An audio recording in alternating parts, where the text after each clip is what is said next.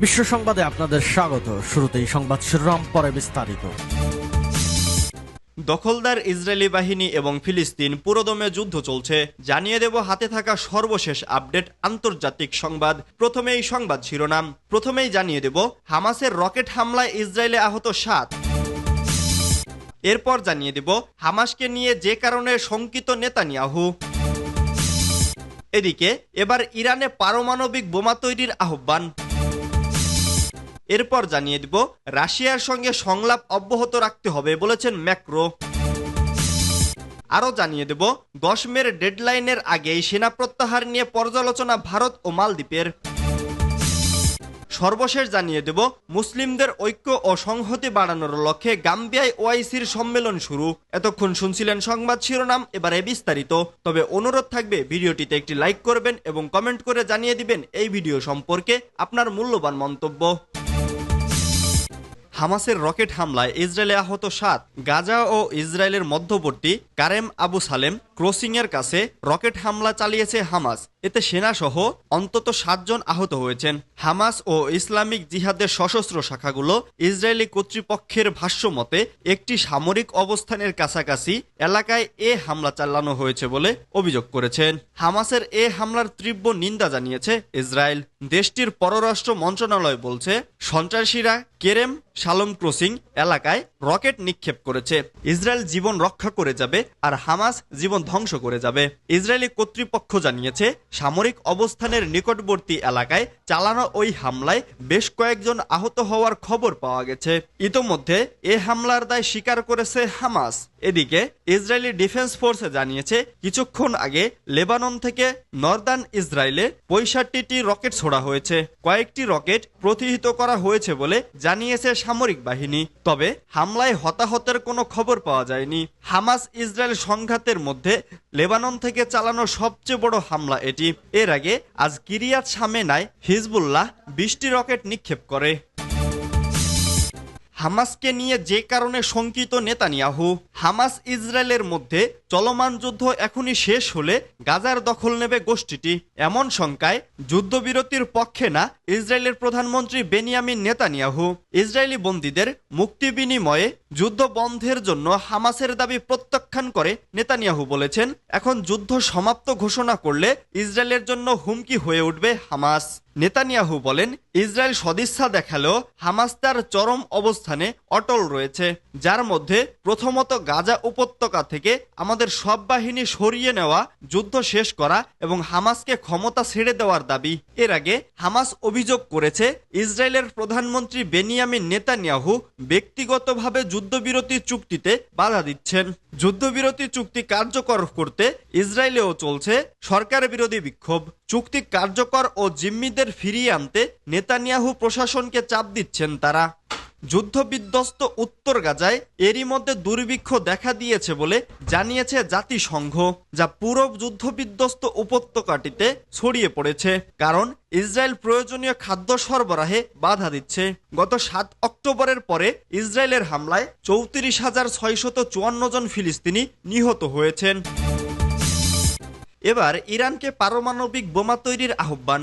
ইরানের বিশিষ্ট অর্থনীতিবিদ ও সাংবাদিক এবং সংস্কারপন্থী রাজনৈতিক সাইদ লয়লাজ দেশটির কর্তৃপক্ষকে পারমাণবিক বোমা তৈরির আহ্বান জানিয়েছেন। সাবেক এ রাজনৈতিক বন্দী ইরানে সামরিকরণ পারমাণবিক কর্মসূচির পক্ষে। মিডল ইস্ট আই জানিয়েছে, একটি সাক্ষাৎকারে এমন আহ্বান জানিয়েছেন স্পষ্টভাষী এই সংস্কারবাদী বিশ্লেষক। তিনি দাবি করেছেন, ইরানের পারমাণবিক কর্মসূচি ধারাবাহিকভাবে পারমাণবিক অস্ত্র অর্জনের লক্ষ্যেই রয়েছে। তার মতে এই জাতীয় শক্তি অর্জন করা ছাড়া দেশটির কোনো বিকল্প নেই। মার্কিন যুক্তরাষ্ট্রের অ্যাটমস ফর পিস উদ্যোগের অধীনে পারমাণবিক উৎক্ষেপণের উল্লেখ করে তিনি বলেছেন, 1975 সালে তার সূচনা হওয়ার পর থেকে ইরানের পারমাণবিক কর্মসূচি পারমাণবিক বোমা অর্জন করা ছাড়া অন্য কোনো উদ্দেশ্যে অনুসরণ করেনি। যদিও ইরান ক্রমাগত দাবি করছে যে তার পারমাণবিক কর্মসূচি শান্তিপূর্ণ উদ্দেশ্যে, তবে ইরান ও ইসরায়েলের মধ্যে সাম্প্রতিক সরাসরি সামরিক সামরিক সংঘর্ষে তেহরানকে তার প্রোগ্রামটিকে সামরিক দিকে ধাবিত করতে উস্কে দিয়েছে। তবে লাইলাজ এটিকে পারমাণবিক কৌশলের একটি নতুন উন্নয়ন বলে মেনে নিতে নারাজ। তার মতে প্রথম পারমাণবিক বোমা পরীক্ষা পরিচালনার বিষয়ে সম্প্রতি আলোচনার কৌশলের পরিবর্তনের প্রতিনিধিত্ব করে না, বরং এই কৌশলটি আগে খোলাখুলিভাবে স্বীকার করা হয়নি। বর্তমানে ভূরাজনৈতিক পরিস্থিতি রাশিয়ার সাথে সংলাপ অব্যাহত রাখতে হবে বলেছেন ম্যাক্রো। ফরাসি প্রেসিডেন্ট ইমানুয়েল ম্যাক্রো রোববার বলেছেন রাশিয়ার সাথে চলমান সংলাপ অব্যাহত রাখতে হবে। লা ট্রিবিউন দৈনিককে দেয়া এক সাক্ষাৎকারে ম্যাক্রো বলেন, রাশিয়ার সাথে আলোচনার দরজা খোলা রেখে আমরা সঠিক কাজটি করছি। তা না হলে আমরা শান্তি ও নিরাপত্তার পাশাপাশি আন্তর্জাতিক শৃঙ্খলাকেও ছেড়ে দিতাম। ম্যাক্রো বলেন, একই সময়ে রাশিয়ার বিষয় কৌশলগত ব্যর্থতার নীতি চালিয়ে যাওয়ার প্রয়োজন।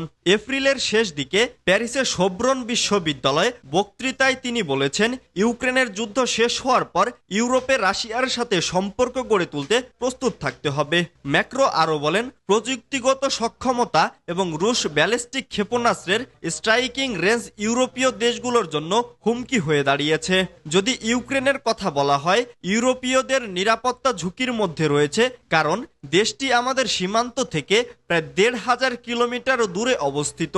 কথা উল্লেখ করে ম্যাক্রো বলেন, যদি রাশিয়া জিতে যায় তাহলে রোমানিয়া, পোল্যান্ড, লিথুনিয়া বা আমাদের দেশের নিরাপত্তা বিপন্ন হতে মাত্র ১ সেকেন্ড লাগবে। ফরাসি প্রেসিডেন্ট বলেন, রুশ ব্যালিস্টিক ক্ষেপণাস্ত্রের শক্তি এবং আঘাতের দূরত্ব আমাদের সবার জন্য হুমকি সৃষ্টি করেছে।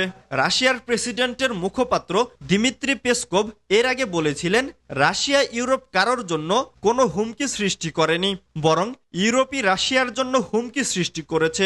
খবর তাস।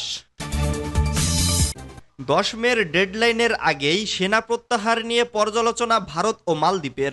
ভারত মহাসাগরীয় দ্বীপপুঞ্জ থেকে ভারতীয় সেনা প্রত্যাহারের প্রক্রিয়া শুক্রবার পর্যালোচনা করছে ভারত ও মালদ্বীপ। নয়াদিল্লিতে বেসামরিক বিশেষজ্ঞদের দিয়ে ভারতীয় সামরিক কর্মীদের প্রতিস্থাপনের তদারকির জন্য দ্বিপক্ষীয় উচ্চ পর্যায়ের কোর গ্রুপের চতুর্থ বৈঠক হয়। পাইলট সহ ৮০ জনের বেশি ভারতীয় সামরিক কর্মীকে মালদ্বীপে মোতায়েন করা হয়েছিল। ভারতের পররাষ্ট্র মন্ত্রণালয় এক বিবৃতিতে বলেছে, বৈঠকে উভয় পক্ষ মালদ্বীপের জনগণকে মানবিক ও মেডেভ্যাক পরিষেবা সরবরাহকারী ভারতীয় বিমান চলাচল প্ল্যাটফর্মগুলোর অব্যাহত পরিচালনা সক্ষম করার চলমান প্রচেষ্টা পর্যালোচনা করছে। মালদ্বীপের পররাষ্ট্র মন্ত্রণালয়ের এক বিবৃতিতে বলা হয়েছে, ভারত সরকার 10 মের মধ্যে 3টি বিমান প্ল্যাটফর্মের শেষ দিকের সামরিক কর্মীদের প্রতিস্থাপন করবে এবং সমস্ত লজিস্টিক ব্যবস্থা সময়সূচি অনুসারে এগিয়ে চলেছে। মুসলিমদের ঐক্য ও সংহতি বাড়ানোর লক্ষ্যে গাম্বিয়ায় ওআইসির সম্মেলন শুরু। পশ্চিম আফ্রিকার দেশ গাম্বিয়ার রাজধানী বানজুলে ইসলামী সহযোগিতা সংস্থার 15তম শীর্ষ সম্মেলন শুরু হয়েছে। শনিবার এ সম্মেলন শুরু হয় বলে বার্তা সংস্থা আনাদলু এজেন্সির এক প্রতিবেদনে বলা হয়েছে। সম্মেলনের আগে ওআইসি এক বিবৃতিতে জানিয়েছে, ওআইসি এবং তার বাইরের 57টি সদস্য দেশের বিশ্ব নেতাদের এতে অংশ নেবেন বলে আশা করা হচ্ছে। অনুষ্ঠানে তুরস্কের প্রতিনিধিত্ব করছেন দেশটির পররাষ্ট্রমন্ত্রী হাকান ফিদান। ওআইসির বিবৃতিতে বলেছে, সমষ্টিগতভাবে মুসলিমদের ওপর চাপের চ্যালেঞ্জ মোকাবেলা এবং সদস্য দেশগুলোর মধ্যে সহযোগিতা ও সংহতি সম্প্রসারণে ঐক্যকে শক্তিশালী করাই শীর্ষ সম্মেলনের লক্ষ্য।